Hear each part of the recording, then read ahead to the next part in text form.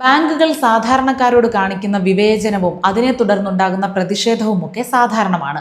എന്നാൽ ഒരു അസാധാരണമായ പ്രതിഷേധത്തിന്റെ വാർത്തയാണ് കർണാടകയിലെ ഹാസൻ ജില്ലയിലുള്ള സകലേഷ്പുരിലെ കാനറ ബാങ്ക് ശാഖയിൽ നിന്നും പുറത്തുവരുന്നത്.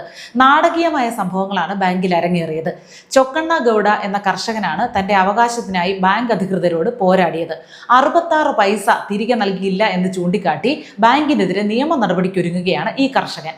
കാനറ ബാങ്കിൽ നിന്ന് വായ്പയായി എടുത്ത തുക തിരിച്ചടയ്ക്കാത്ത ഒരു സന്ദേശം ലഭിച്ചതിനെ തുടർന്നാണ് പ്രശ്നം ആരംഭിച്ചത്.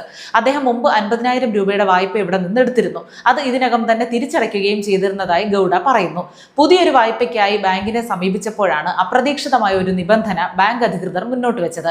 പഴയ വായ്പയിൽ ഇപ്പോഴും 9 രൂപ 34 പൈസയുടെ കുടിശ്ശിക ബാക്കിയുണ്ടെന്നും അത് അടച്ചു തീർക്കാതെ പുതിയ വായ്പ അനുവദിക്കില്ല എന്നുമായിരുന്നു നിലപാട്. പണം നൽകുന്നതിനുള്ള പേയിൻ സ്ലിപ്പിൽ 9 രൂപ 34 പൈസ എന്ന് എഴുതിയ ശേഷം ചൊക്കണ്ണ 10 രൂപ കൗണ്ടറിൽ നൽകി. ബാക്കിയുള്ള 66 പൈസ തിരികെ നൽകണമെന്ന് ആവശ്യപ്പെട്ടു. ബാങ്ക് അധികൃതർ ചില്ലറ ഇല്ലെന്ന കാരണത്താൽ പണം നൽകാൻ തയ്യാറായില്ല. ഇതോടെ തർക്കം ആരംഭിച്ചു.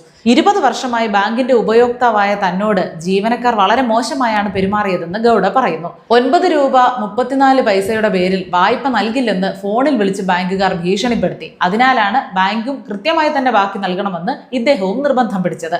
ഉപഭോക്താക്കൾ ഓരോ പൈസയും നൽകണമെന്ന് ബാങ്കുകൾ വാശി പിടിക്കുന്നുണ്ടെങ്കിൽ ഉപഭോക്താക്കൾക്കും അവരുടെ കൃത്യമായ ബാലൻസ് തിരികെ ആവശ്യപ്പെടാനുള്ള അവകാശമുണ്ടെന്നാണ് അദ്ദേഹം വാദിക്കുന്നത്. ബാങ്ക് ജീവനക്കാർ വിഷയം കൈകാര്യം ചെയ്ത രീതി തനിക്ക് അസ്വസ്ഥതയുണ്ടാക്കുന്നതായി അദ്ദേഹം പറഞ്ഞു.